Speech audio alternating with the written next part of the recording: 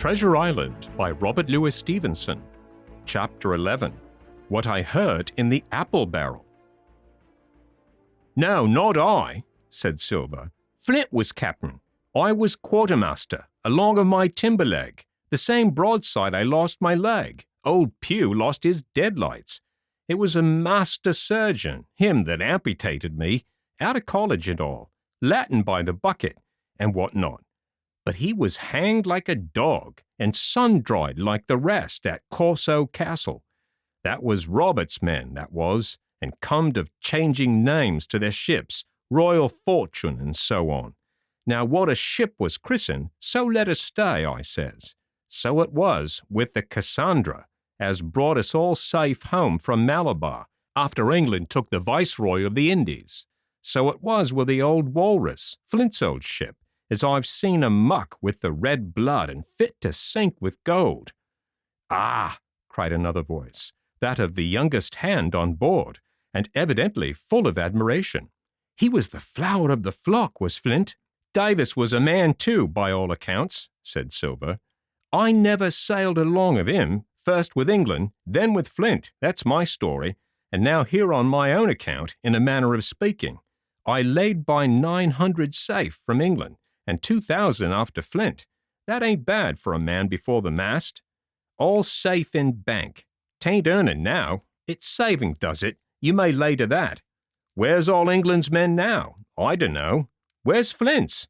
Why, most on 'em aboard here, and glad to get the duff. Been begging before that, some of 'em. Old Pugh, as had lost his sight, and might have thought shame, spends £1,200 in a year, like a lord in Parliament. Where is he now? Well, he's dead now and under hatches.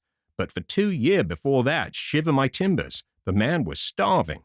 He begged and stole, and he cut throats, and starved at that, by the powers." "Well, it ain't much use after all," said the young seaman.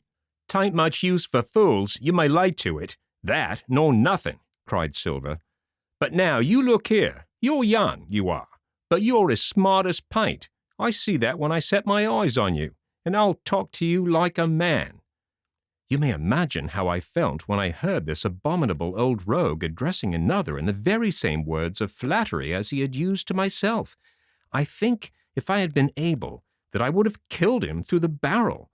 Meantime he ran on, little supposing he was overheard.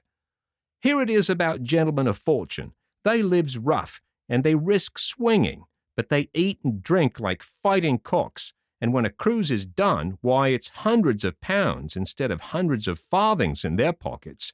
Now the most goes for rum and a good fling, and to sea again in their shirts. But that's not the course I lay. I puts it all away, some here, some there, and none too much anywheres, by reason of suspicion. I'm 50, mark you. Once back from this cruise, I set up gentlemen in earnest. Time enough, too, says you. Ah, but I've lived easy in the meantime, never denied myself a nothing hot desires, and slept soft and ate dainty all my days but when at sea. And how did I begin? Before the mast, like you."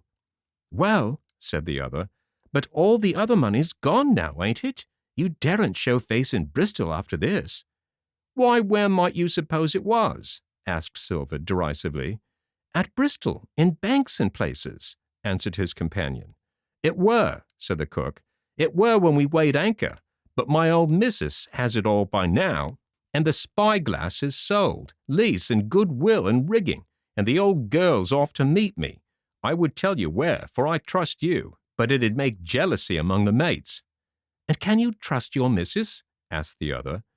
"Gentlemen of fortune," returned the cook, "usually trusts little among themselves, and right they are, you may lay to it. But I have a way with me, I have. When a mate brings a slip on his cable, as one knows me, I mean, it won't be in the same world with old John. There was some that was feared of Pugh, and some that was feared of Flint. But Flint his own self was feared of me. Feared he was, and proud. They was the roughest crew afloat, was Flint's. The devil himself would have been feared to go to sea with them. Well now, I tell you, I'm not a boasting man, and you've seen yourself how easy I keep company. But when I was quartermaster, lambs wasn't the word for Flint's old buccaneers. Ah, You may be sure of yourself in old John's ship." "Well, I tell you now," replied the lad, "I didn't half a quarter like the job till I had this talk with you, John, but there's my hand on it now." "And a brave lad you were, and smart too," answered Silver, shaking hands so heartily that all the barrel shook. "And a finer figurehead for a gentleman of fortune I never clapped my eyes on." By this time I had begun to understand the meaning of their terms. By a gentleman of fortune, they plainly meant neither more nor less than a common pirate, and the little scene that I had overheard was the last act in the corruption of one of the honest hands, perhaps of the last one left aboard. But on this point I was soon to be relieved, for Silver, giving a little whistle, a third man strolled up and sat down by the party. "Dick Square," said Silver. "Oh, I know Dick was square," returned the voice of the coxswain, Israel Hands. "He's no fool, is Dick," and he turned his quid and spat. "But look here," he went on, "here's what I want to know, Barbecue. How long are we a-going to stand off and on like a blessed bumboat? I've had almost enough of Captain Smollett. He's hazed me long enough, by thunder. I want to go into that cabin, I do. I want their pickles and wines and that." "Israel," said Silver, "your head ain't much account, nor ever was, but you were able to hear, I reckon. Leastways, your ears is big enough. Now here's what I say. You'll berth forward, and you'll live hard, and you'll speak soft, and you'll keep sober till I give the word, and you may lay to that, my son." "Well, I don't say no, do I?" growled the coxswain. "What I say is when. That's what I say." "When? By the powers!" cried Silver. "Well, now, if you want to know, I'll tell you when. The last moment I can manage, and that's when. Here's a first-rate seaman, Captain Smollett, sails the blessed ship for us. There's this squire and doctor with a map and such. I don't know where it is, do I? No more do you, says you. Well then, I mean this squire and doctor shall find the stuff and help us to get it aboard by the powers. Then we'll see. If I was sure of you all sons of double Dutchmen, I'd have Captain Smollett navigate us halfway back again before I struck." "Why, we're all seamen aboard here, I should think," said the lad Dick. "We're all forecastle hands, you mean," snapped Silver. "We can steer a course, but who's to set one? That's what all you gentlemen split on, first and last. If I had my way, I'd have Captain Smollett work us back into the trades at least. Then we'd have no blessed miscalculations and a spoonful of water a day. But I know the sort you are. I'll finish with him at the island as soon as the blunt's on board, and a pity it is. But you're never happy till you're drunk. Split my sides, I've a sick heart to sail with the likes of you." "Easy all, Long John," cried Israel. "Who's a-crossing of you? Why, how many tall ships, think ye now, have I seen laid aboard? And how many brisk lads drying in the sun at Execution Dock?" cried Silver. "And all for this same hurry and hurry and hurry. You hear me? I seen a thing or two at sea, I have. If you would only lay your course and a point to windward, you would ride in carriages, you would. But not you. I know you. You'll have your mouthful of rum tomorrow and go hang." "Everybody knowed you was a kind of chaplain, John. But there's others as could hand and steer as well as you," said Israel. "They liked a bit of fun, they did. They wasn't so high and dry, nohow, but took their fling like jolly companions, every one." "So?" says Silver. "Well, and where are they now? Pugh was that sort, and he died a beggar man. Flint was, and he died of rum at Savannah.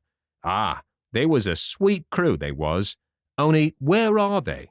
"But," asked Dick, "when do we lay 'em athwart? And what are we to do with them, anyhow?" "There's the man for me," cried the cook admiringly. "That's what I call business. Well, what would you think? Put 'em ashore like maroons. That would have been England's way. Or cut 'em down like that much pork. That would have been Flint's, or Billy Bones's." "Billy was the man for that," said Israel. "Dead men don't bite," says he. Well, he's dead now hisself. He knows the long and short on it now, and if ever a rough hand came to port, it was Billy. "Right you are," said Silver. "Rough and ready. But mark you here, I'm an easy man. I'm quite the gentleman, says you. But this time it's serious. Duty is duty, mates. I give my vote, death. When I'm in Parliament and riding my coach, I don't want none of these sea lawyers in the cabin a coming home, unlooked for like the devil at prayers. Wait is what I say, but when the time comes, why, let her rip. John, cries the coxswain, you're a man. You'll say so, Israel, when you see, said Silver. Only one thing I claim. I claim Trelawney. I'll wring his calf's head off his body with these hands, Dick, he added, breaking off. You just jump up like a sweet lad and get me an apple to wet my pipe like. You may fancy the terror I was in. I should have leapt out and run for it if I had found the strength, but my limbs and heart alike misgave me. I heard Dick begin to rise, and then someone seemingly stopped him, and the voice of Hans exclaimed, "Oh, stow that! Don't you get sucking of that bilge, John. Let's have a go of the rum." "Dick," said Silver, "I trust you. I've a gauge on the keg, mind. There's the key. You fill a pannikin and bring it up." Terrified as I was, I could not help thinking to myself that this must have been how Mr. Arrow got the strong waters that destroyed him. Dick was gone but a little while, and during his absence Israel spoke straight on in the cook's ear.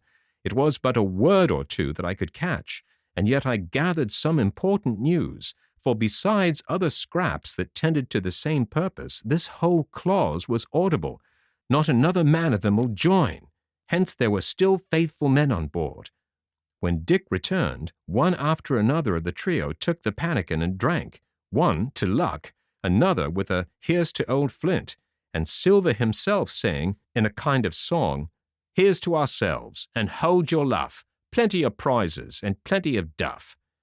Just then a sort of brightness fell upon me in the barrel, and looking up, I found the moon had risen, and was silvering in the mizzen-top, and shining white on the luff of the foresail, and almost at the same time the voice of the lookout shouted, "Land ho!"